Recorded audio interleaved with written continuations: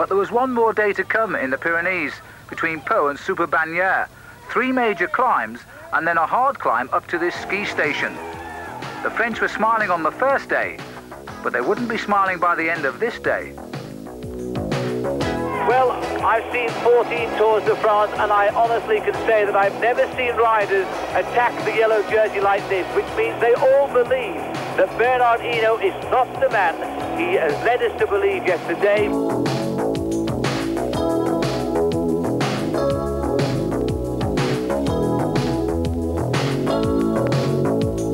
This is a tremendous ride by Miller because he's going to gain the most points from the pure climbers. And look at the acceleration of Miller. But quite what was Bernard Hinault doing? In yellow and trying to win this Tour de France in 2 days in the Pyrenees, Greg LeMond didn't know whether any longer he could trust his teammate.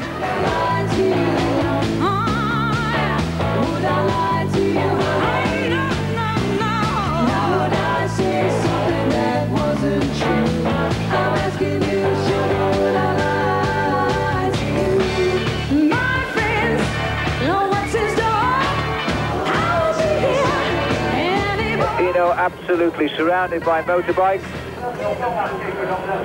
and I have to say that this really isn't fair for the other riders because they shouldn't be closer than 25 yards. And what's this? The group coming up on him,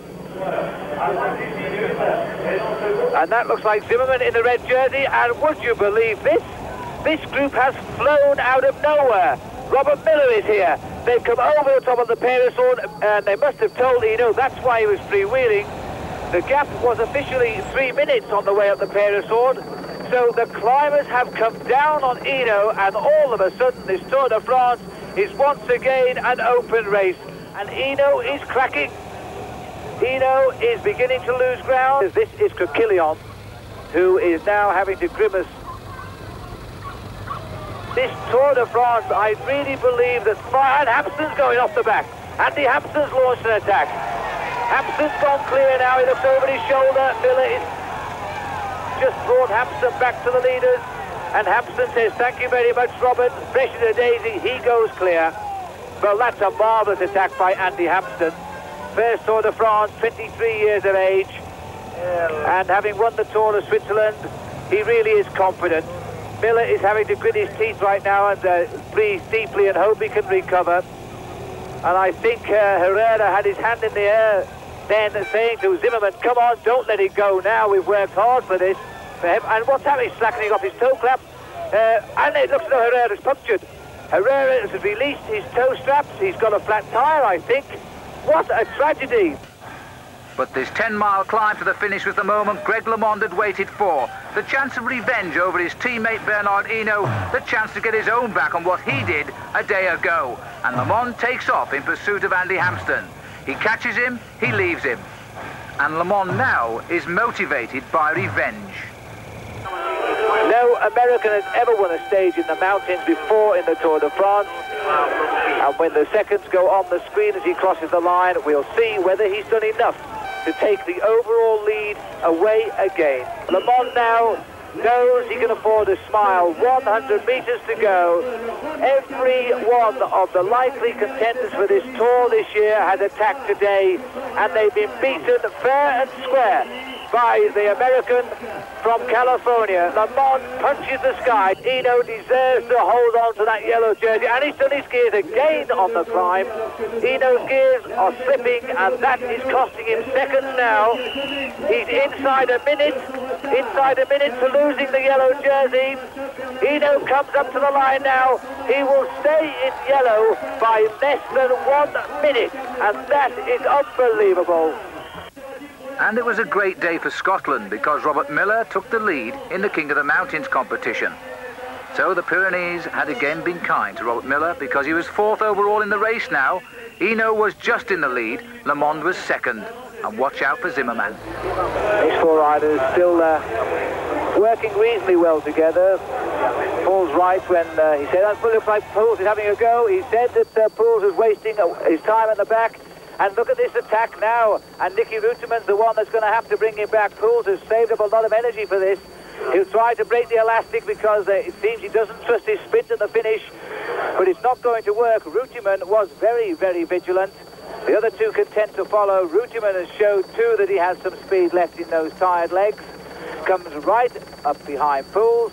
And Pools has found that the first one doesn't work, but now watch on the right. Hagedorn's going now. Classic move, because when one comes back, who can answer? Reutemann can't answer. So it looks as though Hagedorn is going to go. And Hagedorn, the former champion of Belgium, Christophe Lavan, is having to try and bridge it, and they've spread this breakaway all over the road now. And it's Reutemann who brought the previous attack back, who's struggling at the back. And still they're going to come together. And at 5 kilometres from the finish now, that break is going to come back together. Two very good attacks there. Reutemann is going to be very, very pleased they've closed the gap, but I don't think he'll have the legs to launch a third attack. And as it's been left to Lavan to close the gap, then, or as I speak, Reutemann goes. So this is 1, 2, 3. Reutemann's gone, and this one, the riders are out of breath.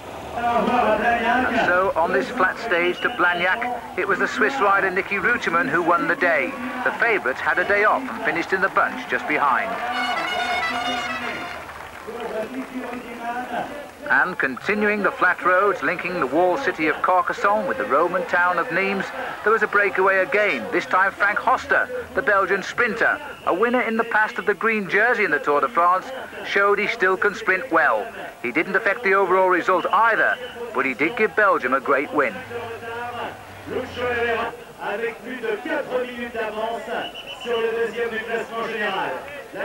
is VALLET left high and dry here, because Gorospe took advantage of the service car when he punctured.